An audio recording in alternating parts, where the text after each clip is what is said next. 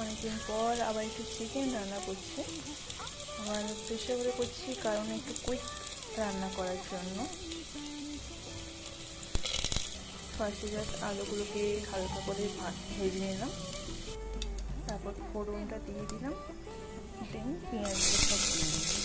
পেঁয়াজগুলো একটু নাড়াচাড়া করে নিচ্ছি, রসুন বাটার পেস্টটা দিয়ে দিলাম, কিছুক্ষণ পর আদা বাটাটা দিয়ে দিলাম। এবার টমেটোগুলো দিয়ে দিচ্ছি, এটাকে একটু ভালো করে কষিয়ে এবার পরপর দিয়ে দিচ্ছি লঙ্কা গুঁড়ো, এবার দিয়ে দিলাম লবণ, চিকেনগুলো দিয়ে দিলাম, চিকেনগুলো কষিয়ে নিতে হবে। এবার আলুগুলো দিয়ে দিলাম, জল দিয়ে প্রেসার করে ঢাকনাটা লাগিয়ে দিয়েছি। চিকেন রেডি, এবার শুধু খাওয়ার পালা। বাস ঝোল ঝোল টাইপেই বানানো হয়েছে।